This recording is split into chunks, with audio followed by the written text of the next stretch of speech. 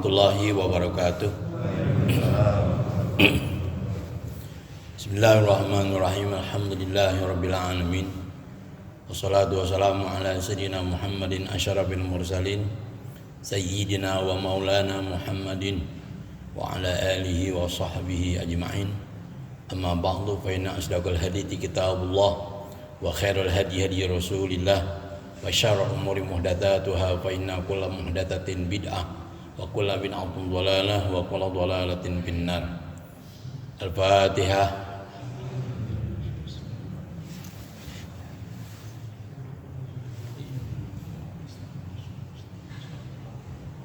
Jamaah sekalian, bapak-bapak, ibu-ibu, jamaah subuh Mushola Al-Ittihad rahimahumullah.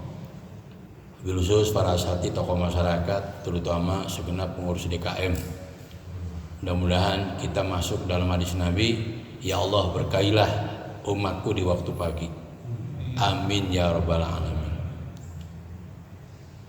Bapak Ibu sekalian, pada hari ini saya ingin mengajak jamaah di sini mengingat salah seorang dari sahabat Rasulullah yang dicintai oleh Rasulullah SAW. Menurut satu riwayat, sahabat itu jumlahnya 124.000. Di waktu beliau wafat, ketika Rasulullah wafat, itu meninggalkan sahabat sebanyak 124.000. Dari 124.000 itu ada sahabat yang terkenal pintar, intelek, cerdas, pandai, bahkan pernah dikirim ke Yaman untuk berdakwah mengajarkan Islam. Siapa nama beliau? Mu'adz bin Jabal radhiyallahu anhu. Sampai-sampai Nabi saking cintanya kepada beliau berwanti-wanti begini, ya Mu'adz, inni uhibbuka. Wahai Mu'adz, aku cinta sama kamu. Kalau kita ini kadang-kadang kan ngaku cinta sama Nabi, tahu Nabi cinta apa enggak sama kita. Tapi kalau Mu'adz bin Jabal, Rasul cinta kepada Mu'adz bin Jabal. Walaupun demikian, mudah-mudahan kita termasuk orang yang dicintai Rasulullah SAW. Tapi Rasulullah tidak memberikan cinta kosong. Apa pesan Rasulullah? Ya Mu'adz, inni uhibbuka. Faqul Allahumma a'inni ala dzikrika wa syukrika wa husni ibadatik. Baca, wahai Mu'adz, ya Allah, bantulah aku untuk selalu ingat padamu, untuk selalu zikir kepadamu. Ya Allah, bantulah aku untuk selalu mensyukuri nikmat-Mu. Ya Allah, bantulah aku untuk selalu indah ibadah kepadamu. Itu amanah Rasulullah kepada Mu'adz. Kata orang Betawi ini, jadi kita jadi orang jangan pede-pede banget merasa paling bisa, nggak bisa. Toh kita sekarang bisa melangkah ke mushola ini semua karena la haula wala quwata illa billah. Orang bisa taat itu karena taufik dari Allah. Orang bisa meninggalkan maksiat juga karena taufik dari Allah. Kita ini nggak punya apa-apa, Pak. Makanya jawaban yang terbaik, la haula wala quwata illa billah. Tidak ada daya dalam melakukan sebuah ketaatan kalau bukan dengan bantuan Allah. Tidak ada kekuatan dalam menolak maksiat kalau bukan dengan bantuan Allah. Semua karena bantuan Allah Subhanahu wa taala. Jadi pertama, filosofinya Nabi mengajarkan, Mu'adz, jadi orang jangan pede-pede banget. Mintalah sama Allah supaya kamu jadi penzikir. Mintalah sama Allah supaya kau termasuk orang yang pandai bersyukur. Mintalah kau kepada Allah supaya kau indah ibadah kepada Allah. Kita minta sesuai dengan doa kita 17 kali minimal dalam sehari, ihdinas shiratal mustaqim. Kan gitu. Nah, Bapak Ibu sekalian, yang pertama ini kita kaji. Nanti insya Allah ada tanya jawab, saya buka. Yang pertama, tadi Rasulullah mengatakan, ya Mu'adz, mintalah bantuan kepada Allah agar kau dijadikan orang yang selalu ingat pada Allah, selalu zikir. Pak, jadi penzikir itu nggak gampang. Menjadi orang selalu ingat pada Allah tuh nggak mudah. Di rumah, di kantor, di masjid nggak mudah. Nggak mudah jadi penzikir. Siapa bilang mudah? Coba aja dari sekian orang hadir hari ini, berapa yang malam tahajud? Ayo, coba kita mikirlah. Dari sekian jumlah orang sebegini, ada nggak semalamnya menghatamkan tasbih 100? Terserah zikirnya apa? Nggak mudah. Maka kita minta sama Allah, ya Allah jadikan aku selalu zikir kepadamu. Dulu ada sahabat Nabi Shallallahu Alaihi Wasallam namanya Rabi'ah bin Malik al-Aslami. Itu anak muda, Pak. Anak muda, kalau bahasa sekarang tukang bawa sendalnya Rasul gitu. Sampai begitu dekatnya Rabi'ah bin Malik al-Aslami, Rasulullah tawarkan. Apa kata Rasulullah? Sal, ya Rabi'ah minta, apa yang kau mau? Di sini banyak anak muda, ini anak muda mulu ini. Kalau umpama ada anak muda ditawarin sama orang tua di sini, kira-kira maunya apa coba? Yang belum menikah, kepengen punya istri cakep, bener nggak? Yang belum punya motor, kepengen punya motor Tiger 2000, bener nggak? Ayo dong pada ngaku. Kalau anak muda di sini ditawarin, anak muda, silakan dah, bomak tuh DKM minta, anak muda, kamu mau apa? Kira-kira ini kalau kita tuh DKM ngomong kayak gitu, kira-kira kita mintanya apa? Jujur Pak, kebanyakan kita nggak bapak, nggak di kampung saya, nggak adik-adik di kampung saya, nggak anak muda di sini juga anak muda di kampung saya, pasti mintanya sesuatu yang berbau duniawiyah. Kalaupun di persentase, banyakkan minta duniawiyah daripada ukhrawiyah. Tapi Rabi'ah bin Malik Aslami begitu dikasih fasilitas minta, minta. Apa kata Rabi'ah? As'aluka murafaqataka fil jannah. Ya Rasulullah, aku ingin kau jadi temanku di surga. Luar biasa. Ya Rasulullah, aku ingin kau jadi temanku di surga. Ini Rasulullah sampai tertawa Pak, tersenyum. Ini mintanya gak macam-macam. Enggak minta motor, enggak minta mobil, enggak minta calon isi cakep, enggak. As'aluka murafaqataka fil jannah, aku mohon kau jadi temanku di surga. Rasul sampai tertawa senyum, betapa bahagianya anak muda di kampungnya mintanya kayak gitu. Sampai Rasul tawarkan yang lain. Al-ghairu dzalik, yani itu deh, itu mah berat. Huwa zaka, enggak ya Rasul, saya mintanya itu. Diledek sama Rasul. Al-ghairu dzalik, yang lain aja deh, jangan itu. Huwa zaka, ya Rasul, saya mintanya itu. Oh begitu, sampean tetap mintanya supaya aku jadi temanmu di surga. Baik, kata Rasulullah. Pak ini ala nafsika bikatrati sujud. Nah tuh, Rasul jadi balik bertanya lagi. Dia minta beliau jadi temannya di surga. Tapi Rasul bilang, ini ala nafsika bikatrati sujud. Bantu aku tuh. Bantu aku atas dirimu bikatrati sujud, banyakin sujud. Ini kalau kita ngaji balaghah, ilmu sastra, ini kalau orang kagak paham bahasa hadits, dimakan mentah-mentah. Atau Rasul banyakin sujud, begitu pulang sujud aja nggak berhenti. Pak, sujud itu bagian daripada sholat. Ini namanya kalimat majaz dalam ilmu sastra. Alaqanya juz'iyah min dzikril juz'i wa iradatil kull. Disebut sebagian, yang dimaksud adalah keseluruhan. Disebut sujud, yang dimaksud adalah sholat. Nah gitu. Dalam bahasa Indonesia juga banyak Pak. Kita kadang-kadang mau akikah nih, ngomong sama yang punya kambing, tukang kambing, Pak bawain ya 2 ekor kambing. Kira-kira bagaimana? Apa ekornya doang?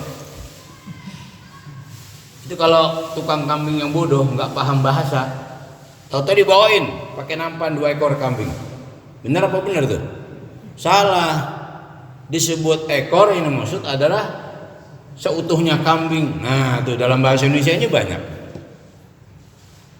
Disebut ekor tapi yang maksud adalah kambingnya. Ini orang kalau nggak paham bahasa balaghah kacau fatwanya.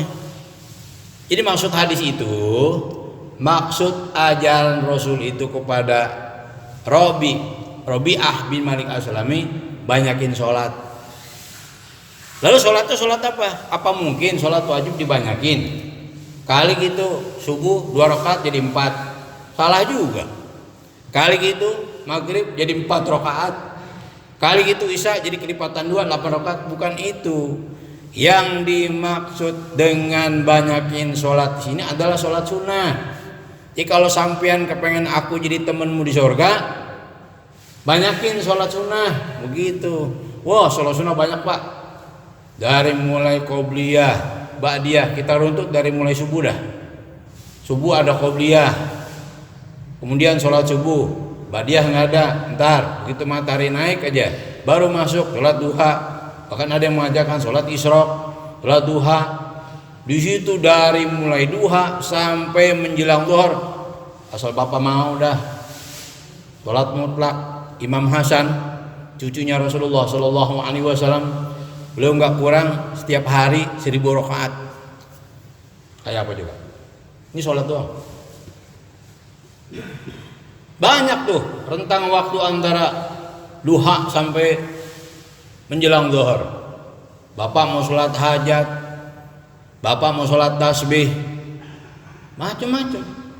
Bapak mau sholat mutlak.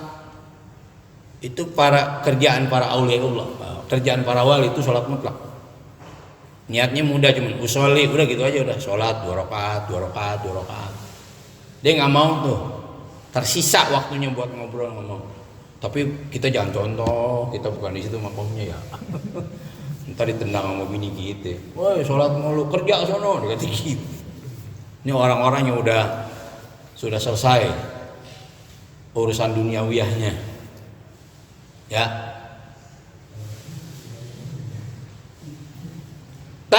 Habis sholat zuhur, begitu masuk ada qobliyah, zuhur ada ba'diyah. Nah, rentang antara zuhur sama asar, bapak mau sholat apa di situ? Oke, sekarang masuk menjelang asar, qobliyah, sholat asar, ba'diyah nggak ada. Kecuali kita di Mekah tuh bebas, sholat kapan aja boleh. Kenapa? Karena begitu mulianya Ka'bah itu loh, begitu mulianya di sekitar Masjidil Haram. Bapak sholat sana nggak ada waktu makruh. Kan ada 5 waktu yang dimakruhkan itu kalau dalam ilmu fiqih. Ketika matahari pas ada di kepala, ketika matahari pas terbit, ketika ba'da dhuhur, ba'da asar, ba'da subuh, ketika matahari pas terbenam. Itu ada ulama mengatakan nggak haram, makruh saja. Memang ada sebagian mengatakan haram. Waktu-waktu yang diharamkan. Ya, mau yang bilang makruh kayak haram, yang jelas usahakan kita di situ jangan sholat. Kecuali di Masjidil Haram. Terserah inti mau sholat kapan aja. Hatta habis sholat subuh sholat lagi, nggak apa-apa gitu. Kalau ada yang ngeritik, ngopinya kurang kental deh, gituin aja. Ngopinya kurang kental, gitu ngeritik mulu atau gitu. Ini ada orang kan bacaannya belum banyak. Lebih banyak mengkritisi daripada baca. Saya pak di pondok saya, mohon maaf nih bukannya bangga, sekedar tahu. Saya seminggu itu nggak kurang dari 52 kitab saya baca. Ini santri saya nih. Saya buka pondok pesantren Salafiyah, ngaji kitab kuning aja garis yang pada kuning tuh lihat. Yang datang banyak. Saya punya Mad Ali namanya. Mad Ali itu sekelas perguruan tinggi tapi Salafiyah. Yang datang banyak para kiai. Saya udah nggak ngajar di mana-mana tapi mereka pada datang. Itu kelompok-kelompok kiai banyak. Bikin grup mereka itu. Ada yang malam Jumat, ada yang malam Senin, ada yang Sabtu pagi. Ini ntar nih dari jam 8 sampai jam 12 saya ngajar 5 kitab ntar. Ihya Ulumuddin, Mizanul Kubra, Iqadul Himam, Al-Fawaidul Janiyah, Fathul Wahab tuh. Ya kelasnya kelas para kiai lah.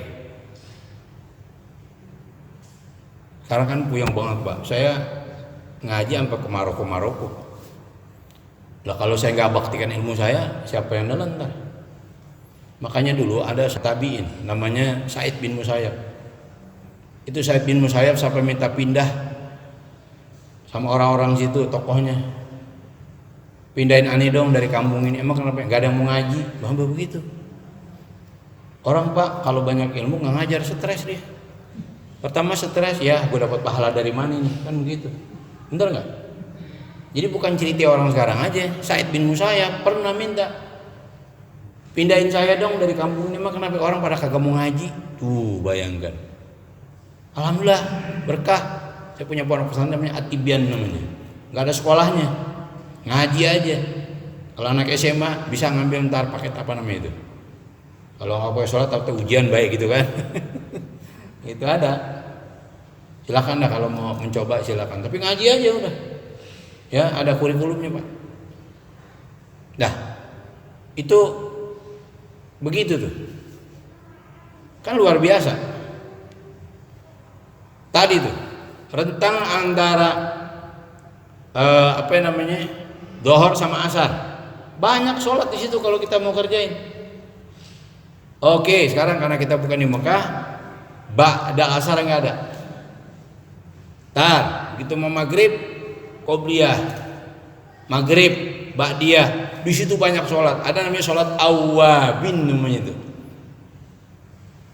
2 rakaat, ada mengatakan 6 rakaat. Alhamdulillah semenjak dijazahkan guru saya, Kyai Haji Abdul Rahman Nawawi, kita mulazamah terus. Itu faedahnya apa Pak?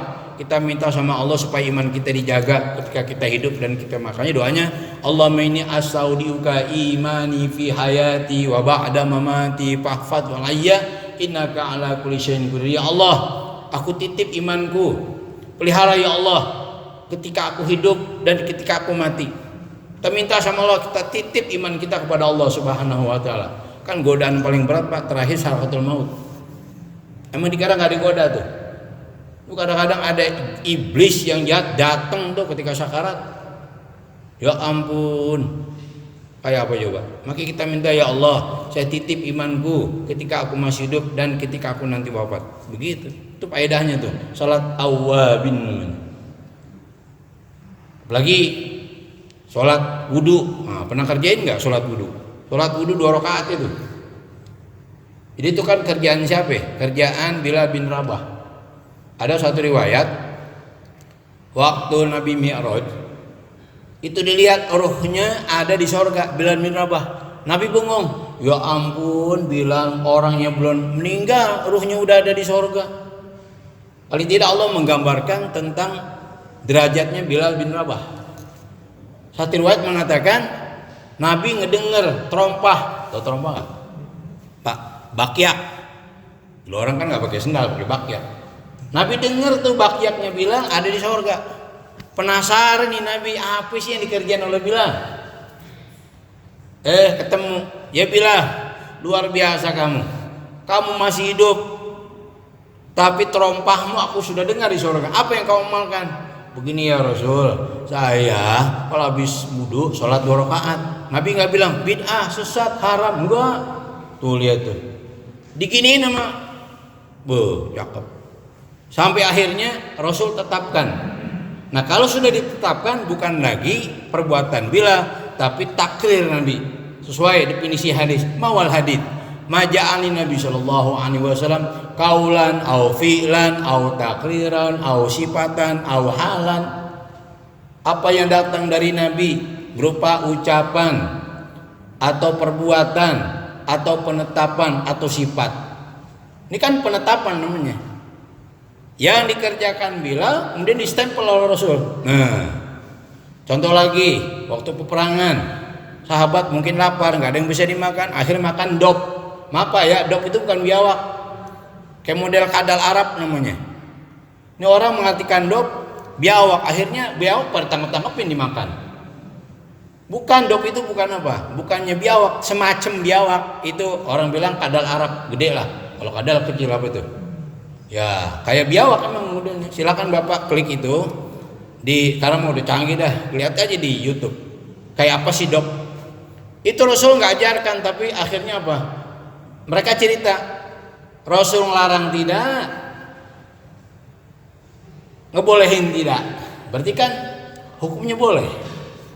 Banyak Pak perbuatan yang Nabi nggak kerjain tapi sahabat kerjain. Contoh lagi, ini hadis sahih semua nih. Saya nggak perlu dah bicara hadis doaib. Ntar ada yang ngeritik lagi. Ustadz itu hadisnya doaib. Orang sekarang kan begitu, doaib aja kan. Ente mengatakan hadis doaib tanpa penelitian yang benar, ente ingkar sunnah. Paham Pak? Saya ulangi nih. Ketika ada orang mengatakan itu hadis doaib tanpa melalui takhrij hadis, tanpa melalui penelitian, ente ingkar sunnah namanya. Hati-hati, orang sekarang comel mulutnya. Kiai itu doaib, ente tahu doaib dari mana? Pernah ente selidiki? Saya S2 saya jurusan hadis, pernah dapat tugas dari guru saya itu. Saya dikerjain Pak doa ngaca. Pak Yusuf, coba tolong cari doa ngaca ada di mana? Nilainya apa? Suruh nilai sendiri, itu hadisnya hasan, nilai ujungnya dhaif, hasan apa sahih. Alhamdulillah Pak, makan waktu 2 bulan. Itu tiap hari di perpustakaan. Padahal kita hafal tuh doanya, apa doa ngaca? Allahumma barik lana fima razaqtana wa qina. Oh bukan itu. Udah mulut udah ngikutin aja lagi. Apa doa ngaca?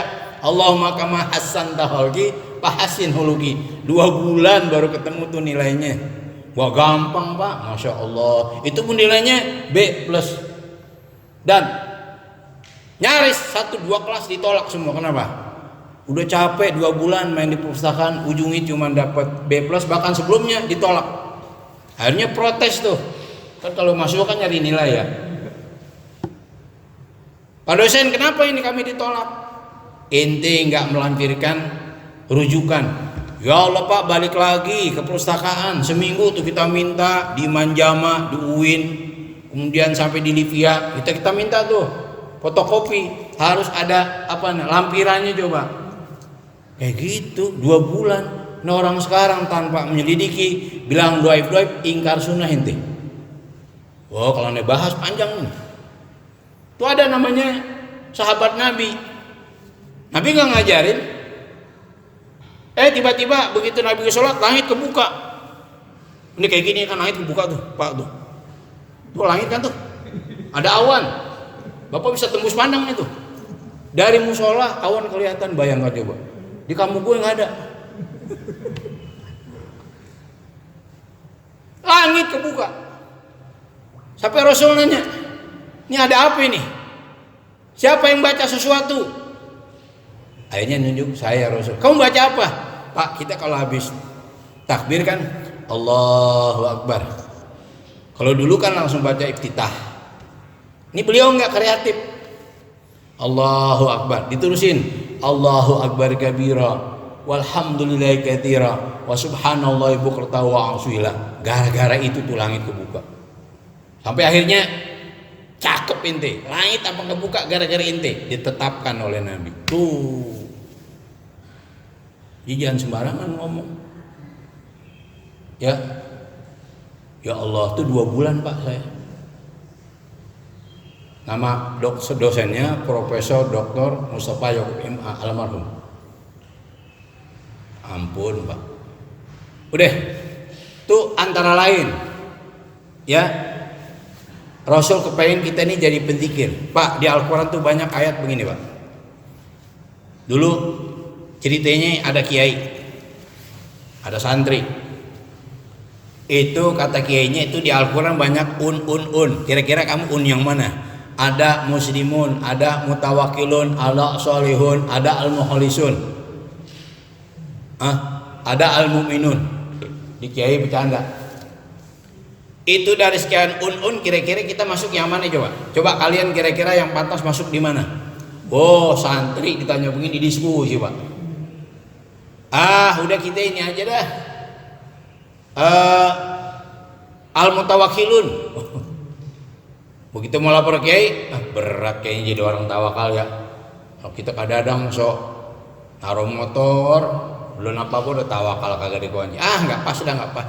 Balik lagi. Udah yang rendahan dikit deh. Al-muslimun. Begitu mau lapor, ya muslimun berat ini. Orang yang pasrah, kita udah pasrah benar nggak secara total kepada Allah. Terus al-mukhlisun deh. Begitu ngadep kiai, ya di lagi al-mukhlisun. Orang yang ikhlas beribadah. Kadang-kadang kita ibadah juga minta dia sama orang. Enggak, berat. Udah kita sepakat aja deh. Yang paling ringan deh apa? Al-mu'minun. Gitu katanya itu. Udah kiai, saya sepakat. Kami sepakat. Dari un yang ada di Al-Quran, kami cukup al-mu'minun. Kiai geleng-geleng. Itu yang paling rendah. Iya, yang paling rendah itu menurut kami. Baik. Kalau kalian mau jadi orang-orang beriman yang menurut kalian itu paling rendah, ya ayyuhalladzina amanu dzkurullaha dzikran katsira wasabbihuhu bukratan wa ashiya. Hei orang-orang yang aku beriman, udzkurullaha dzikran katsira, banyakin zikir kepada Allah. Zikir pada Allah banyak tuh 100 tasbih, enggak kelar itu, Pak. Putus tasbih 100 mah. Jadi kita suruh banyak zikir kepada Allah. Luar biasa. Bukratan wa asya, sore, pagi, siang, malam. Tuh kalau kalian ngaku beriman, pada itu kalau mereka paling rendah. Anggapan mereka itu paling rendah. Yang paling rendah aja begitu. Habis sholat kita zikir, begitu kan? Kan banyak. Silakan dah mau zikir, mau rame-rame, mau zikir sendiri. Intinya zikir. Kadang-kadang ada orang nih, habis sholat kagak zikir, tapi ngatain orang yang zikir. Kemudian apa? Dia main HP. Abdul mana zikir sama main HP coba? Ayo, pakai logika aja, Pak. Sampean mau zikir nggak kedengeran boleh, sampean mau zikir nggak berjamaah boleh. Yang penting usahakan habis sholat kita zikir. Itu Rasulullah pinta kayak gitu. Ini orang sekarang zikir kagak ada. Begitu selesai main HP, ya ampun, main WA, jawab WA lagi, ampun dah. Ayo Abdul mana zikir sama main HP coba? Abdul mana zikir sama main WA-an coba? Saya belum lama, Pak, sebulan lalu dipesan sama guru saya, "Sob, mau tenang gak hidup?" "Ya mau, Kiai." "Hapus semua grup WA." Begitu jawabannya. Memang paling rese WA ya. Benar apa benar? Coba di kita emosi mulu, pengen ngejawab dulu kan gitu. Tapi zaman sekarang, ampun dah. Pesannya cakep, Pak. Mau tenang hidup? Satu sob, mau dong guru. Hapus semua grup WA. Makanya japri aja kalau mau saya sekarang. Sampai WA keluarga si hapus. Luar biasa tuh. Kan amalan yang paling mantep main HP. Menurut setan gitu. Bukan zikir. Bapak sekalian, sekarang contoh deh gampang deh. Kenapa kita kalau habis masuk ke kamar mandi keluar, doanya apa? Allahumma barik lana bima razaqtana wa qina adzab. Habis pada diem bae sih. Ayo, kalau habis keluar dari WC bacanya apa? Ghufranak alhamdulillah alladzi adhaba anil adza wa afani. Kenapa kita minta ghufranak? Tuh ghufranak kan jadi masdar tuh, ada fiil yang dibuang. Atlubu ghufranak. Ya Allah, aku mohon ampunanmu. Kenapa kita minta ampun padahal keluar dari WC? Karena di WC kita nggak boleh zikir. Kalaupun boleh lewat hati kan kagak enak. Biasa kita mungkin kedengeran orang. Artinya zikir bukan hanya kita yang dengar, orang dengar. Begitu di WC nggak boleh. Benar apa benar? Makanya kita minta ampun sama Allah. Ya Allah, aku lalai. Ada yang WC-nya cakep banget. Nah, orang WC udah kayak hotel. Paham nggak? Ampun. Itu kita baca ghufrana karena memang kita dalam kamar mandi itu kita lalai kepada Allah. Jadi intinya kita suruh banyak zikir. Nah, Bapak sekalian, nah sekarang kayak apa coba? Ini ada hadits Rasulullah Shallallahu Alaihi Wasallam yang ini menjadi dalil buat para penzikir. Kan begini, Pak. Dalil itu ada dua tuh. Ada yang am, ada yang khos. Ada dalil yang sifatnya umum, ada dalil sifatnya khusus. Kalau wiridan itu kebanyakan dalilnya sifatnya umum. Selama ada dalil baik itu umum masih boleh dipakai. Contoh yang gampang begini deh.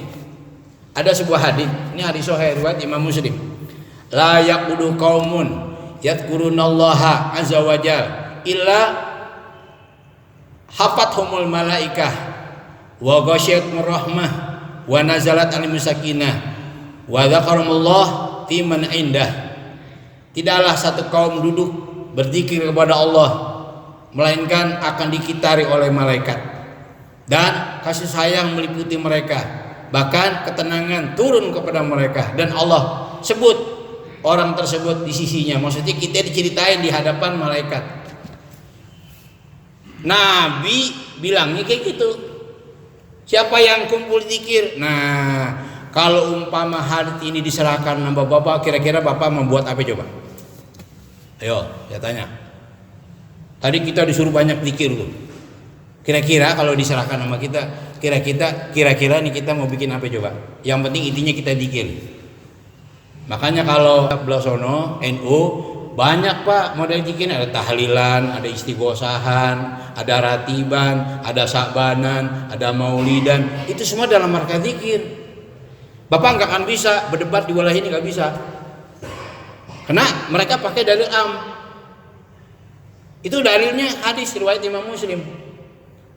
Makanya kan begini Pak, ya. Ada wilayah substansi, ada wilayah metodologi. Contoh, tadi dalam ayat kita diperintah apa? Banyakin zikir. Itu wilayah substansi namanya. Artinya secara substansial kita disuruh banyak zikir. Caranya bagaimana? Ini namanya wilayah metodologi. Kalau sudah cara, silahkan bikin kreatif masing-masing. Kalau di sini Muhammadiyah apa NU? Banyak kan? Imbang dah ya. Tuh kalau di NU ada tahlilan, itu dalam rangka implementasi dari hadis tadi. Apalagi kita suruh banyak baca tahlil gitu ini, ya ampun ya Robi. Jadi jangan berdebat di wilayah ini, nggak akan ketemu. Tahlilal bid'ah, saya cuma bilang begini, cariin dalil yang melarang. Ayo, cari dalil yang melarang. Ada nggak yang melarang tahlil? Yang ada malah Allah katakan, fa'lam annahu la ilaha illallah. Maulid bid'ah, cariin dalil yang melarang bid'ah. Ayo, saya tantang sekarang nih. Nggak bakal ketemu Pak. Yang ada maulid nih, contoh. Ini kan kita lagi ngaji dalil ya. Saya ulangi lagi nih, di mana-mana sering saya ceritain ini. Ini orang-orang di masjid pada baca rawih. Dalilnya mana? Saya bilang dalilnya ada di kitab Sahih Muslim tuh, Sahih Bukhari. Bapak kenal nggak kitab hadis? Banyak kan? Ada Sahih Bukhari, Sahih Muslim, Sunan Abi Daud, Sunan Tirmidzi, Sunan Nasai, Ibnu Majah. Itu jangan pakai yang lain dah. Dalam Sahih Bukhari dan Sahih Muslim itu ada tentang orang baca qasidah, orang baca syair-syair yang muji Nabi. Ceritanya begini Pak, ada sahabat Nabi namanya Hasan bin Sabit. Hasan bin Sabit ini hobinya muji Nabi. Kenapa? Orang-orang kafir Quraisy nggak berhenti menghina Nabi. Hanya Hasan bin Sabit di dalam masjid dia muji-muji Nabi habis. Satu ketika waktu Hasan bin Sabit muji, datang Umar bin Khattab, melotot matanya. Dia apa? Ini nggak bener ente. Sebelum Hasan bin Sabit ngejawab, di situ ada Abu Hurairah. Dan sebelum Umar bin Khattab marah, apa kata Hasan bin Sabit? Kuntu unshidu fihi wa fihi man huwa khair minka. Dulu aku baca nasyidah, baca qasidah, baca syair dalam masjid ini. Dan di masjid itu ada orang yang lebih mulia dari Anda. Siapa maksudnya? Rasulullah Shallallahu Alaihi Wasallam. Sampai-sampai di situ ada Abu Hurairah. Ya Abu Hurairah, Asyamita Rasulullah Shallallahu Alaihi Wasallam yaqul ajib anni. Ya Abu Hurairah, pernahkah kau mendengar bahwa Rasulullah mengatakan ajib anni? Hei Hasan, jawab tentang diriku. Hantam tuh orang-orang kafir Quraisy yang suka ngatain aku tuh. Bikin syair sebanyak-banyaknya. Begitu. Sampai akhirnya Hasan bin Sabit didoakan, Allahumma ayyidhu biruhil kudus. Ya Allah, perkuat Hasan bin Sabit dengan ruh al-kudus. Siapa? Jibril maksudnya. Itu dasarnya orang baca maulid dalam masjid. Jangan dikira nggak ada dalil, semua ada dalil. Banyak pak ritual yang tidak dicontohkan, tapi banyak dalilnya. Paham maksud saya? Banyak ritual keagamaan yang tidak ada contohnya, tapi Nabi sediain dalilnya untuk dikaji. Tuh, begitu. Saya bilang tadi kalau umpama ayat itu diserahkan kepada Bapak, fadkurullah dzikran katsira, banyak kalian zikir kepada Allah. Kira-kira kita mau bikin apa coba? Ayo, masing-masing kita mikir dah. Kira-kira kita mau bikin apa? Nah, ketika kita bikin itu namanya wilayah metodologi. Substansinya udah kena. Paham enggak? Gak apa-apa deh, saya ajak ke kampus di kita, saya ajak ke alam Maroko di kita. Biar kita terbuka nih, ya. Biar di kampung kita nggak ada perpecahan ini dan itu. Yang nggak suka maulid udah diem. Yang senang maulid jangan ngatain yang nggak maulid. Mantep tuh kalau kita kayak begitu hidup. Jadi aman tuh kampung. Kan luar biasa Pak ini. Jadi ada wilayah substansi, ada wilayah metodologi.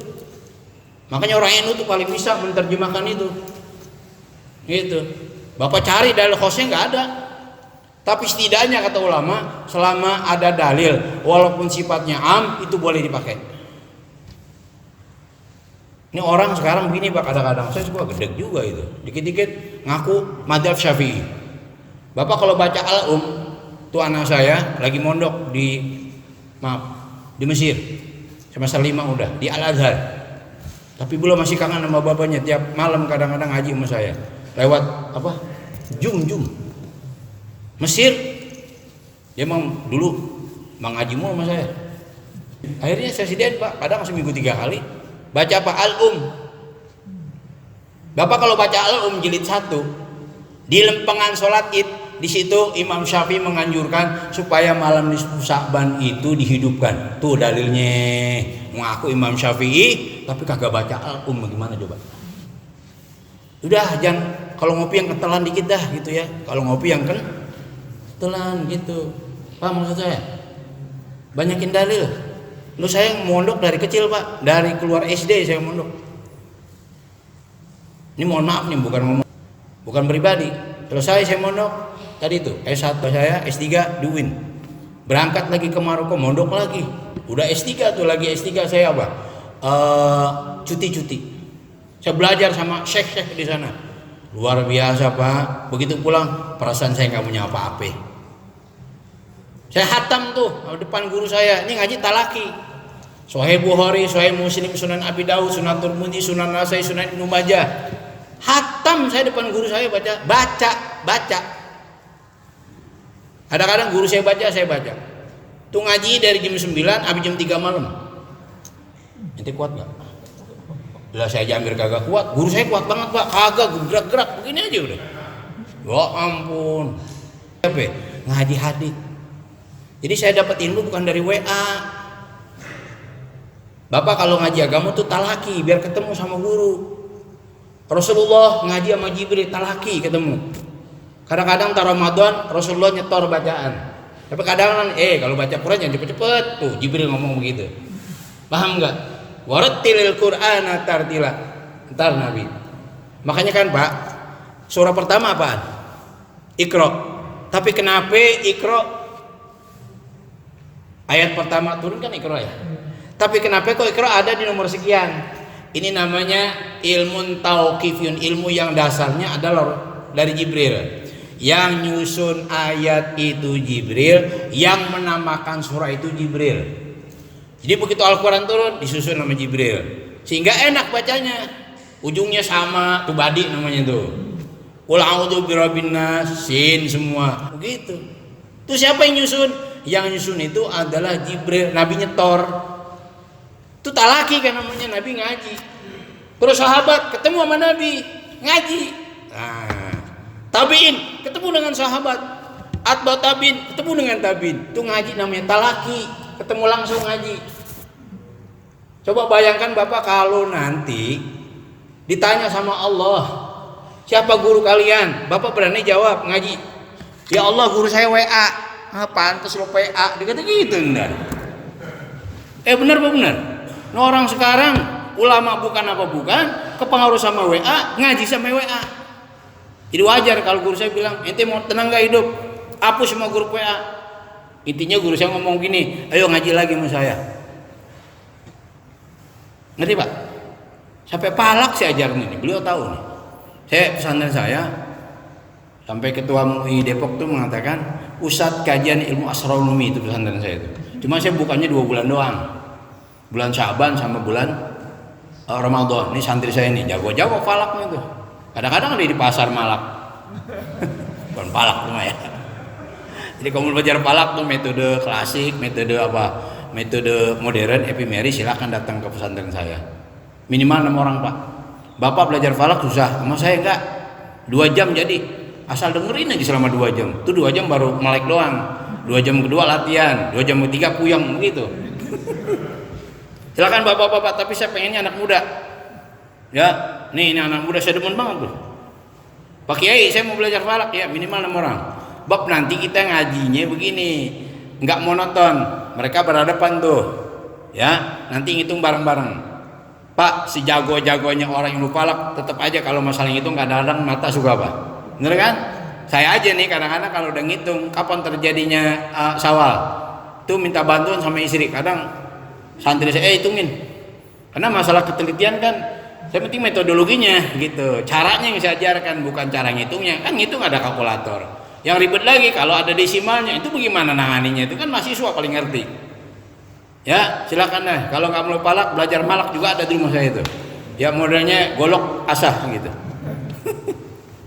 Nah Bapak sekalian, tuh kayak begitu. Ini saya jelasin nih, saya buka apa adanya nih. Ntar silakan tanya dah. Jadi nggak bisa kita berdebat di wilayah metodologi, nggak bisa. Karena substansi udah dapat. Paham nggak? Itu kan tadi Maulid dalilnya am kan? Jadi apa yang dibaca oleh orang sekarang, baca nasyidah, baca rawi, itu persis seperti yang dilakukan oleh Hasan bin Sabit, gitu namanya qiyas atau ilhaq namanya. Nggih, Pak? Ini biar jelas nih. Itu baru zikir. Yang kedua sekarang. Ya Allah, bantulah aku untuk selalu mensyukuri nikmat-Mu. Pak, jadi orang syukur juga enggak gampang. Benar, Pak? Jadi orang syukur kagak enggak gampang. Makanya kan begini, Al-Imamul Ghazali sampai memberikan ilustrasi kayak begini Pak. Ada seorang raja, raja itu baik kepada rakyatnya.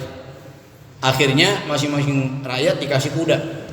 Rakyat yang pertama kasih kuda, kedua kasih kuda, ketiga kasih kuda. Rupa-rupanya kesannya beda-beda. Nah ini dia nih. Alat yang pertama, udah dapat kuda, selesai udah. Dia nggak bisa bedain mana kuda nemu dari hutan, mana kuda dapat dari raja. Yang penting gua dapat kuda, begitu. Ya, kalau alat yang kedua, luar biasa. Dia terima kasih sama raja, bahkan dia bisa bedain mana kuda dari hutan, mana kuda dikasih raja, rasanya beda. Yang ketiga, dia luar biasa lagi. Dibilang raja tuh baik. Dia dikasih kuda, bahkan kuda itu dijadikan untuk selalu dekat kepada raja. Tiap hari dia naik kuda, cuman pengen ketemu raja. Apa yang maksud ini? Bingung kan? Kata Imamul Ghazali, itu orang pertama belum masuk kategori syukur. Jangankan pemberi nikmat, nikmat sendiri nggak tahu. Bapak nih, seorang karyawan dapat upah, dapat gaji, dapat honor. Itu nikmat bukan? Ada orang nggak kenal itu adalah nikmat Allah gitu aja. Bapak dikasih hujan di biji, udah lama Pak nggak hujan, tiba-tiba hujan. Nikmat bukan hujan. Ada orang biasa-biasa aja turun hujan. Yang ada guru tuh hujan lagi, susah jemur begitu. Ntar aja dikasih panas, guru tuh lagi. Emang manusia banyakan guru tuh. Kalau bahasa Betawinya guru nih, gua orang Betawi mana nih? Saya tinggal di Kuningan dulu tuh, Kuningan apa? Setiabudi, cuman karena biasa ada gusurannya enggak. Coba pindahin sekarang jadi miliarder kita. Mau pindahin dulu tahun 74. Ini belum ada nih biji, ya UI belum ada. Nah rakyat yang kedua mulai masuk kategori syukur. Kenapa? Dia tahu nikmat dan dia tahu pemberi nikmat. Bahkan kata Imam Syashiri Sikti dia mengatakan asyukru ru'yatul mun'im la ru'yatun nimah. Syukur itu melihat siapa pemberi nikmat, bukan nikmat itu sendiri. Barusan tuh tadi imam baca surah Wadduha, ujungnya apa? Wa ma bi ni'mati rabbika fahaddits. Gak apa-apa kita ceritain yang Allah berikan. Umpamanya bapak beli baju baru, pakai. Jangan ada anggapan macam-macam. Ntar gue dibilang ini, enggak usah, tuh salah tuh. Ya, bapak beli motor baru, pakai. Tuh Allah demen kalau atar nikmatnya kelihatan. Tapi niatnya jangan bangga, itu aja. Nah, orang yang kedua itu sudah mulai masuk kategori syukur. Kenapa? Dia tahu nikmat, dia tahu pemberi nikmat. Nah, yang ketiga nih yang Imam Ghazali mengatakan asyukru hakikatan. Dia kenal nikmat, dia kenal pemberi nikmat, kemudian nikmat itu digunakan buat apa? Sekarang nih seorang karyawan, seorang pejabat, aparat, dia dapat honor, gaji, itu nikmat bukan? Bapak harus tahu siapa hakikat pemberi honor itu. Allah Subhanahu wa taala. Buat apa honor yang kita dapat tiap bulan? Kadang-kadang bisa menjadi nikmah, Pak. Bisa menjadi azab kalau kita kurang bisa memfungsikan nikmat itu sendiri. Alhamdulillah, mudah-mudahan kita termasuk orang yang tahu nikmat, tahu pemberi nikmat, dan untuk apa nikmat itu. Nih syukur hakikatan. Cakap gak Imam Ghazali ngomong kayak gitu. Nah, kalau ntar kita milih deh, gua rakyat yang mana ya? Apa jangan rakyat kelima gua? Nah, yang terakhir, ya Mu'ad, mintalah kepada Allah supaya kau dalam ibadah itu indah kepada Allah. Pak, nggak termasuk indah kalau kita ibadah banyak penyakit batin. Ada sombong, ada ria, ada ujub, ada takabur. Ini penyakit batin semua ini. Pak, walaupun kita sering berjamaah, umpama ya, umpama ada jabla lewat depan masjid, jangan sekali-kali bapak katain, jabla mau mana lo? Mohon maaf ya, nggak boleh Pak kita. Ini kita sekarang semua lagi menuju satu arah. Walaupun kita sering ibadah, belum tentu hayat kita husnul khotimah. Tapi enggak sedikit orang yang tukang maksiat ujungnya husnul khotimah. Nasib orang siapa tahu. Siapa yang menyangka kalau Umar bin Khattab jadi khalifah kedua? Padahal Pak, waktu hidup anaknya dikubur hidup-hidup. Kayak apa bajingannya Umar tuh. Tapi ini maaf sebelum Islam. Tapi ketika masuk Islam luar biasa Pak, menjadi khalifah kedua. Siapa yang nyangka kalau Wahsy akhirnya menjadi pahlawan di perang Yamamah. Dia berhasil ngebunuh Musailamah Al-Kadzab di masa Abu Bakar jadi khalifah. Di zaman Abu Bakar ada orang gak bayar zakat karena merasa Nabi udah wafat, zakat udah gak wajib. Ada yang ngaku jadi Nabi. Akhirnya apa? Diperangi sama Abu Bakar. Alhamdulillah tuh Musailamah yang ngaku Nabi tewas di tangan Wahsy. Beliau masuk Islam setelah Fathu Mekah. Berarti 8 Hijriah dia masuk Islam siapa? Wahsy. Padahal waktu perang Uhud pamannya Nabi dibunuh oleh Wahsy. Dia tertarik akhirnya masuk Islam. Apa? Begitu dia berhasil membunuh Musailamah Al-Kadzab. Qataltu fil jahiliyati khairun nas wa qataltu fil Islam syarrun nas. Lihat dalam kitab Tafsir Hozin. Saya halamannya lupa tuh. Kelamaan nih. Saya bunuh waktu masa jahiliyah orang yang terbaik. Qataltu fil jahiliyati khairun nas. Waktu masih aku jahiliyah, aku berhasil membunuh orang terbaik itu Hamzah bin Abdul Muthalib. Wa qataltu fil Islam syarrun nas. Begitu aku menyatakan Islam, aku berhasil membunuh orang terburuk yaitu Musailamah Al-Kadzab. Merasa terbayar dia. Siapa yang nyangka kalau akhirnya Musailamah Al-Kadzab menjadi pahlawan dalam perang Yamamah. Nasib orang siapa tahu.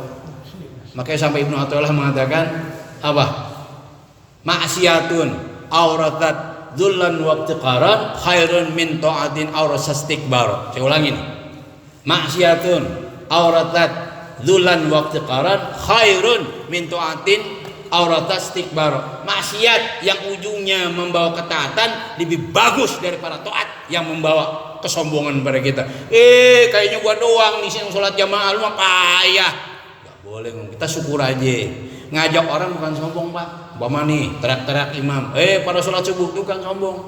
Tapi jangan terbesit dalam hati kita lah orang terbaik, salah nanti. Apalagi kalau kita ngatain tadi uji tuh. Al-Habib Abdul Al-Haddad, kalau orang suka ngatain orang sebelum matinya Allah uji dulu. Ya ampun, Tadi apa Jablay contohnya? Iya. Ya kita minta sama Allah supaya kita tuh indah ibadah, jangan sampai ada penyakit batin. Naudzubillahi min. Orang sejelek apapun jangan kita hina, tapi kita nasihatin. Dah, saya kira itu. Silakan, ini kepanjangan ya. Tapi nggak apa-apa lah, tuntas namanya tas begitu, tuntas sudah. Jadi jangan sekali-kali berdebat wilayah metodologi. Nggak akur di kampung. Kalau kampung akur, yang nggak senang dengan yang tadi jangan suka berdebat. Yang senang jangan ngajak berdebat, nggak akan tuntas. Makanya kata kesyukuran dulu kalau ada orang berdebat masalah iya, gampang katanya. Apa ya? Kayak lu ambil batu lu timpuk kacanya, ntar berhenti deh. Lu ngumpet dari kata jin yang nimpuk kata gitu. Nggak akan tuntas. Wah, kalau saya bicara panjang nih, Pak.